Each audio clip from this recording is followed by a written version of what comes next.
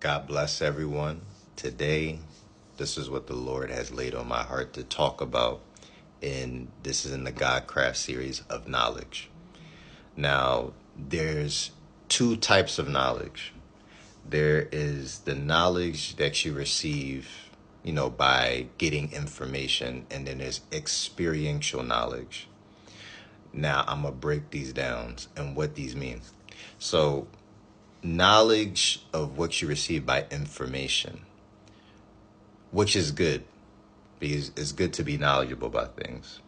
And experiential knowledge is also very good because what you experience becomes now very helpful in how you gauge everything else in life. So, how does God use this? And it's going to be very deep. So, the way God uses knowledge is, the first thing is he's the source of all knowledge because he's all knowing, right? So he's the source of knowledge. He created all things. No one created him, but he created all things. That's why he's a creator, right? So as human beings, as spiritual people, the way we use knowledge is now by the application of wisdom. Because you can't have knowledge without wisdom. Because if you only have knowledge and you don't have wisdom, that knowledge leads to nothing, right? Knowledge is there so that you will be equipped with what you receive. And wisdom is the application to where now you can see the fruits of what you received. Because there's a lot of people that's very knowledgeable, but not wise. Because you can be very knowledgeable, but foolish. Because actually in the Bible, when it talks about a foolish person, you'll notice that a foolish person is one who's knowledgeable, but doesn't apply it. That's a fool. And then you'll see the Bible even refer, this is in Proverbs, you'll notice it says someone who is simple.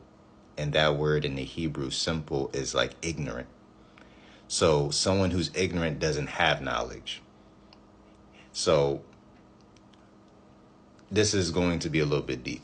So in the Garden of Eden, when Adam and Eve, the whole apple situation, it was the tree of what? The knowledge of good and evil. Now, this tree wasn't bad because God didn't say the tree was bad to eat. He just said, I'm telling you not to eat it. Which when they did, that was disobedience to God, right? Now, notice the reason why the Satan wanted them to eat it is because they didn't have the capacity and the maturity to be able to handle what they were receiving. Because knowledge in of itself is not bad. There's no such thing as evil knowledge. It's because knowledge is a tool.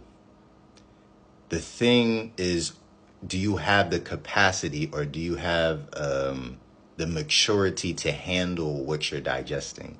Because when you were a child, your parents can't tell you about adult things because you can't handle those things. But when you grow up, you live life, then they can tell you about certain things and you have an understanding and you can handle what you just have received. So when God begins to give you knowledge, the way God gives you knowledge is really not by information. It's by experience. Because a lot of spiritual things is by experience, not really by information that you get all the time. Because when you come into an experience, it becomes knowledge to you. Because now that experience that you have now has become information that you know about something. Because before, you probably could give advice about relationships, but it's different when you go into a relationship yourself and experience certain things. So now the experiential knowledge that you have versus what you might have read about or what you might have observed by other people being in relationships will be very vastly different. You have a greater understanding of a lot more things. So to keep this short, how do I come into the place of knowledge the right way? There's a right way of doing things. This is the way. Make this a prayer.